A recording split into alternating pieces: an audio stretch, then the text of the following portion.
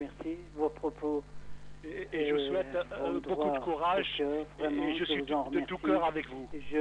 Pendant que des années j'étais à la faculté de médecine de Paris, j'avais des amis algériens qui faisaient la médecine, des berbères, et ce que vous venez de me dire, j'ai eu connaissance depuis ma prime jeunesse. Mais de toute façon, monsieur, voyez-vous, l'Iran a souffert il y a 14 siècles, en 637, quand nous avons été attaqués par les Arabes pour islamiser. Absolument. L'Irak qui vous a, disons, l'Irak, elle avait un dirigeant bête et méchant qui a opprimé son peuple, qui a dirigé son peuple avec sa famille, qui a massacré son propre peuple. Et disons, il y a des massacres toujours, mais vous savez ce qui est terrible, absolument. Au nom de la religion. Et ce qui se passe actuellement, disons, excusez-moi, ce qui se passe actuellement en Irak, je vous dis vraiment.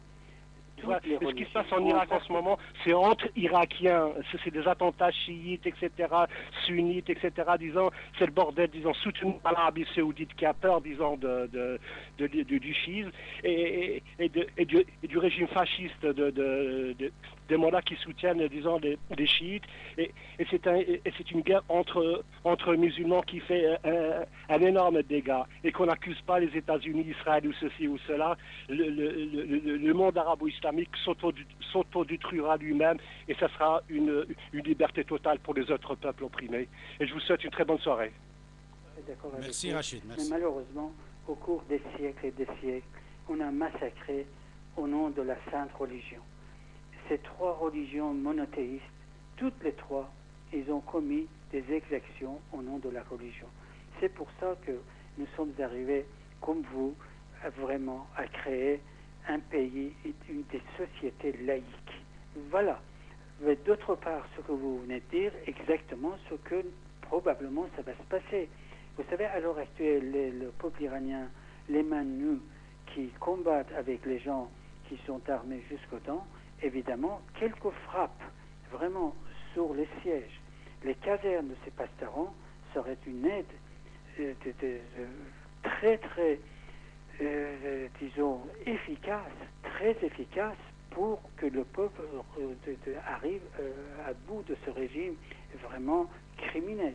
De vos propos, vraiment, je vous remercie, c'est exactement ce que vous dites, et même je sais que en Algérie, la population berbère n'est pas arabe, on a fait des répressions au nom de la région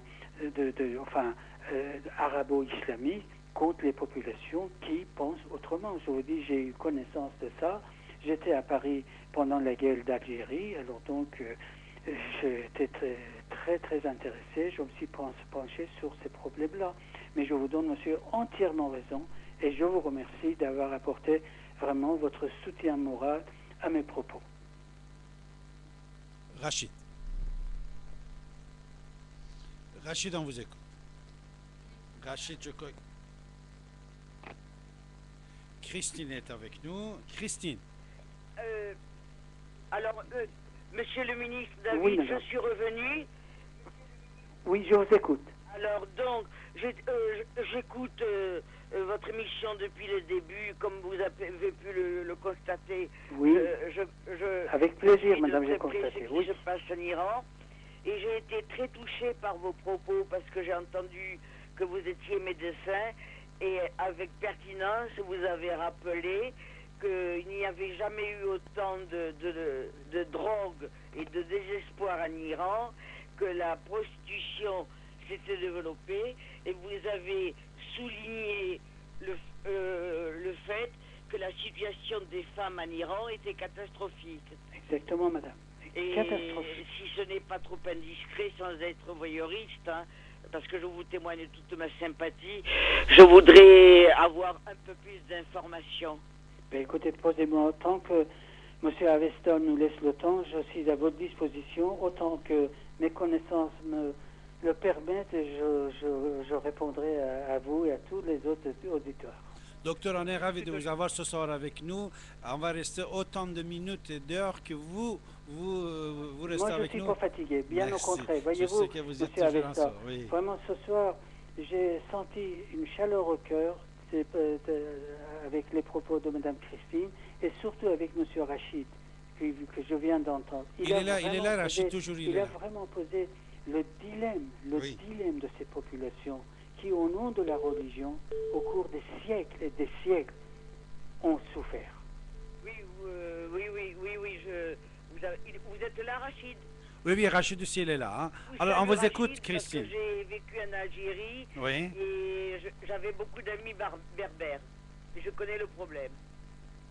Et vous savez que les Berbères aussi, comme Dr Razmara il vient de dire, ils étaient victimes d'une invasion non conventionnelle avec leur culture et leur civilisation. Ça veut dire c'est l'islam. J'ai connu un grand écrivain, David Abbassi, Kateb Yassine. Ah, Kateb Yassine, C'était l'ami de Kateb Yassine pendant une année en Algérie. Je l'ai même hébergé quand il avait les pires ennuis avec la sécurité militaire en Algérie. Ce qui m'a valu à moi aussi de l'ennemi, mais je ne suis pas là pour parler de moi.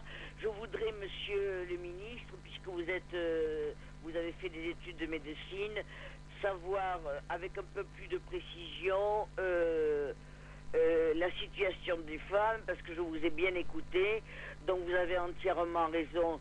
Il n'y a jamais eu autant de drogue en Iran qu'en ce moment.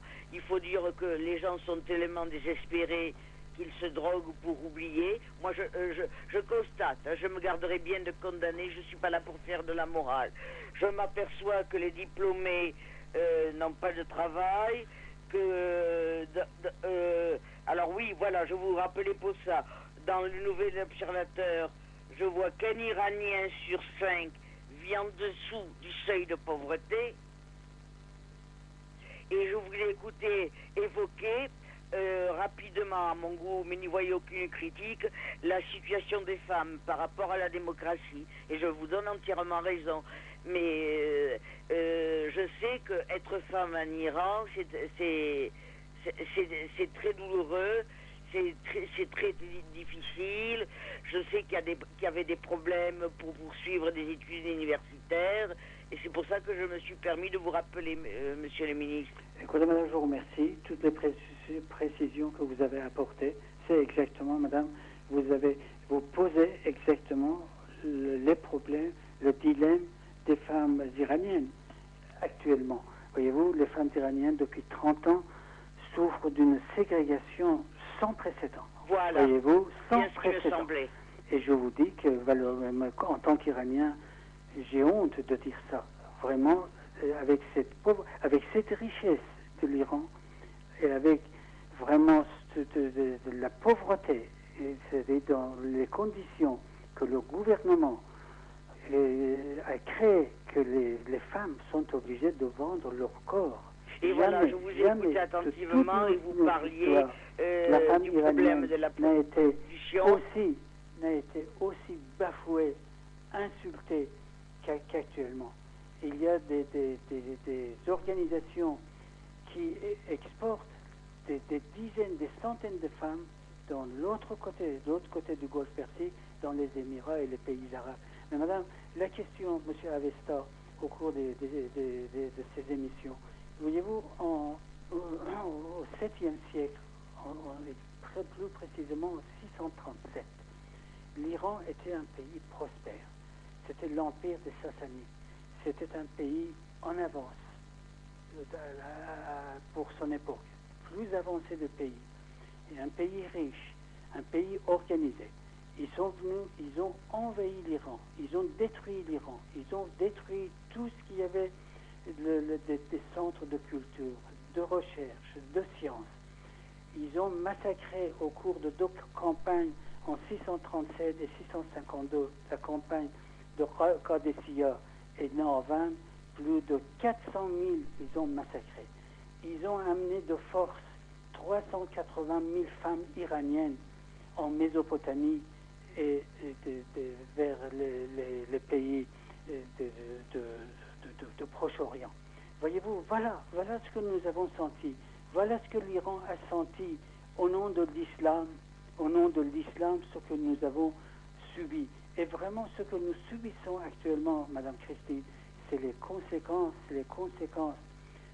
séculaires de ce que nous avons perdu au 7e siècle avec cette invasion. avec cette invasion qui a ouvert la porte à beaucoup d'autres